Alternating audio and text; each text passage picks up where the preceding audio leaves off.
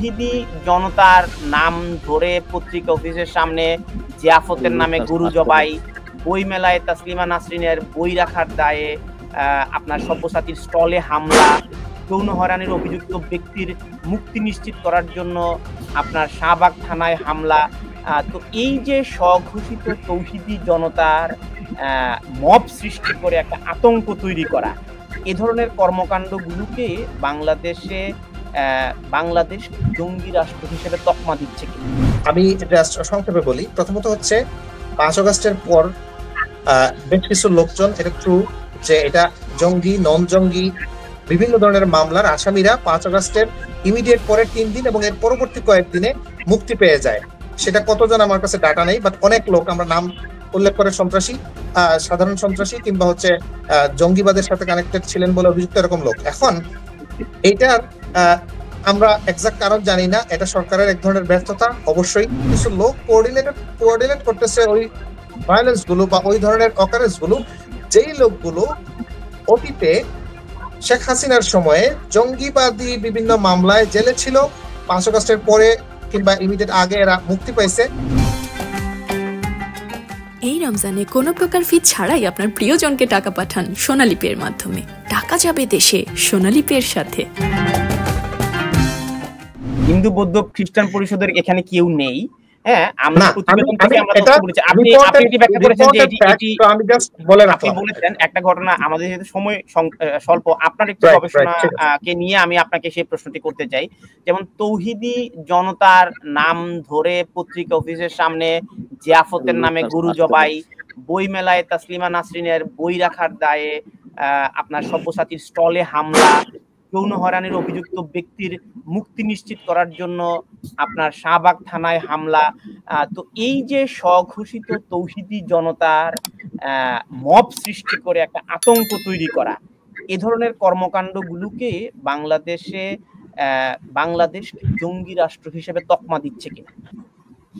আচ্ছা, সো আমি জাস্ট সংক্ষেপে বলি। প্রথমত হচ্ছে 5 আগস্টের পর বেশ কিছু লোকজন, এটা ট্রু যে এটা জঙ্গি নন জঙ্গি বিভিন্ন ধরনের মামলার আসামিরা 5 আগস্টের ইমিডিয়েট পরের 3 দিন এবং এর পরবর্তী কয়েকদিনে মুক্তি পেয়ে যায়। সেটা কতজন আমার কাছে ডাটা নেই, বাট অনেক লোক, আমরা নাম উল্লেখ করে সন্ত্রাসী, সাধারণ সন্ত্রাসী কিংবা হচ্ছে জঙ্গিবাদের সাথে কানেক্টেড ছিলেন বলে অভিযুক্ত এরকম লোক। এখন এইটার আমরা এক্সাক্ট কারণ জানি না, এটা সরকারের এক ধরনের ব্যর্থতা। অবশ্যই বলতে হবে। 2 নম্বর একটা বিষয় এখানে আছে যে আমি 2-3টে ঘটনা খোঁজ নিচ্ছিলাম। এর মধ্যে একটা হচ্ছে জসিমউদ্দিন রহমানী এবং আরেকটা ব্যক্তি যার বিরুদ্ধে জঙ্গিবাদের অভিযোগ আছে। ওনাদের এই যে জামিন পেয়ে গেলেন বা ওনারা বের হয়ে গেলেন কিভাবে, এখানে কিছু বিষয় বলা রাইট, এরকম আরো বেশ কয়েকজন আছেন। কারণ এই ব্যাপারগুলো হচ্ছে, আমি খবর নিয়ে বিশেষ করে রহমানিটা দেখলাম যে রহমানির জামিন আসলে হয়েছিল আরো বহু আগে। রহমানের বিরুদ্ধে যেসব মামলা আছে সেই মামলাগুলোর মানে বিচার প্রক্রিয়া যেভাবে আছে, সে জামিন যোগ্য অবস্থায় বেশ কিছুদিন ধরে আছে জেল। কিন্তু আওয়ামী লীগ এই আইনের আওয়ামী লীগ ম্যাক্সিমাম জায়গায় আইনের তোয়াক্কা করেনি।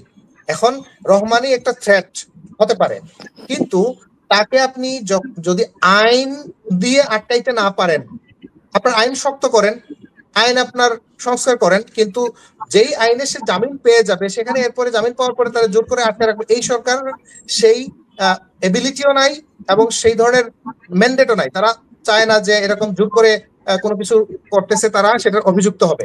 ফলে তারা দেখা গেছে অনেক জামিন, যেহেতু জামিনের কাগজপত্র রেডি আছে, তারা দিতে বাধ্য ছিল। অ্যাটলিস্ট আমি এই যে রহমানের কেসে আমি এরকম একটা ফাইন্ডিংস পাইছি।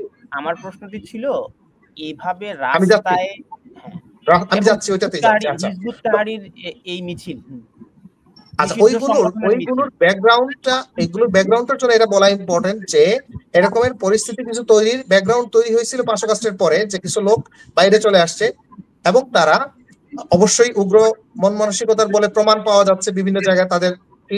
এখন মব ভায়োলেন্স বলতে বাংলাদেশে একটা জিনিস রিসেন্টলি বেশ কি হচ্ছে, যেহেতু সরকার অনেক ক্ষেত্রে বর্তমান সরকার সাকসেসফুল হইলেও আইন শৃঙ্খলা পরিস্থিতি নিয়ন্ত্রণে এবং আইন শৃঙ্খলা পরিস্থিতি মানে কি বলবো সঠিক কাঙ্ক্ষিত পরিস্থিতি রাখতে ব্যর্থ হয়, দেখা যাচ্ছে নানান ধরনের ব্যক্তি গোষ্ঠী ভায়োলেন্স কিংবা সহিংসতা কিংবা রাস্তাঘাটে বিশৃঙ্খলা করার সুযোগ নিচ্ছে।